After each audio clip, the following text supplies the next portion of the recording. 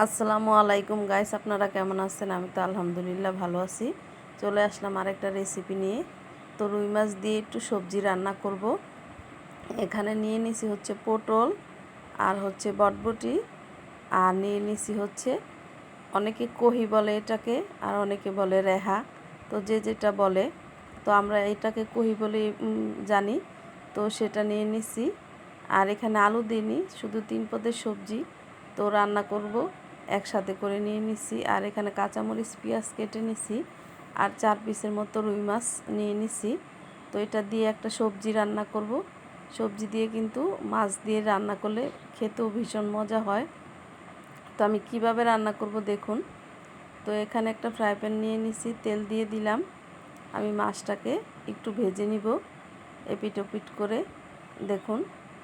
তো মাছটাকে হলুদ, মরিচ আর লবণ দিয়ে একসাথে করে মেখে নিলাম। আর তাওয়াতে মাছটা এক এক করে দিয়ে দিতেছি। তো আজকে একটা সবজি রান্না করব। অনেক সময় ভিডিও অনেকটা করি, রান্না করি, সেগুলো দেখাই আপনাদেরকে। কিন্তু অনেক সময় সময়ের কারণে হচ্ছে পুরো রান্নার ভিডিওটা করতে পারি না, দেরি হয়ে যায়। অনেক সময় ভিডিও করি, একা একা রান্না করি, একা হাতে ভিডিও করি, সমস্ত কাজকাম একা হাতে করতে হয়, সেজন্য অনেক সময় পারি না। আর আমার ভিডিওগুলো সবাই দেখে, ভিউজ ওঠে, কিন্তু লাইকটা আপনারা দিতে চান না, কেন জানি না। একটু লাইক দিলে কি সমস্যা? তো ভিডিওতে দেখবেন, দেখে একটা করে লাইক দিয়ে দিবেন। তো লাইক না দিলে তো তেমন কোনো ক্ষতি নেই, আপনাদের দিলেও ক্ষতি নাই। তো আমার হচ্ছে লাইক দিলে আমার একটু উপকার, সেজন্য বললাম ভিডিওটা শেয়ার করে একটু লাইক দিয়ে দিবেন, তাহলে অনেকটা উপকার হবে। তো একজন আরেকজনকে হেল্প না করলে কেউ কখনো আগাতে পারে না, এটাই। তো আমরা সবাই সবাইকে সাপোর্ট করব, তাহলে সবাই এগিয়ে যেতে পারবো। কারো ভিতরে হিংসা অহংকার না রাখাই ভালো, যে একজনকে আমি কেন লাইক দিব, কেন ভিডিওটা শেয়ার করব, সে উপরে আমার আগে চলে যাবে না, আমি করব না, তাহলে কারো ভিডিওই কখনোই আগাবে না। সবাই সবাইকে সাপোর্ট করলে সবাই তাড়াতাড়ি আগাতে পারবো। এখানে কোনো হিংসা অহংকারের কোনো কিছু নাই। তো হিংসা অহংকার করলে আমরা যেখানে আছি সেখানেই পড়ে থাকবো, কখনোই উপরে যেতে পারবো না, আগাতে পারবো না।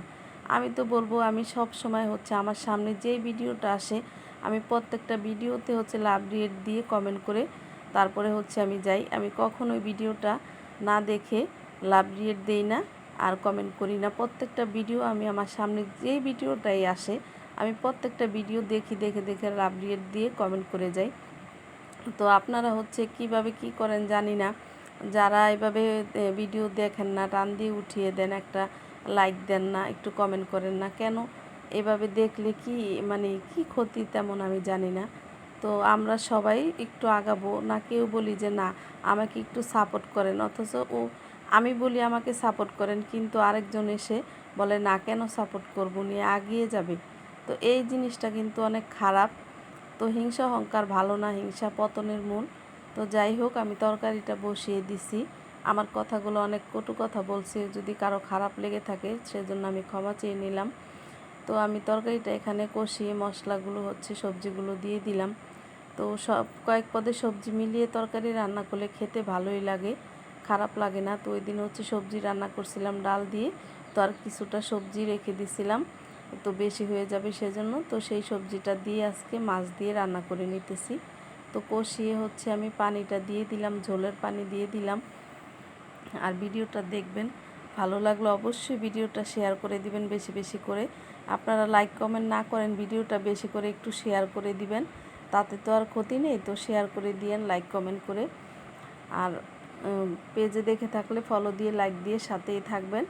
তো সবাই ভালো থাকবেন। আমার তরকারিটা প্রায় হয়ে গেছে, দেখুন। আমি ঝোলের পানি দিয়ে মাছটা দিয়ে দিলাম।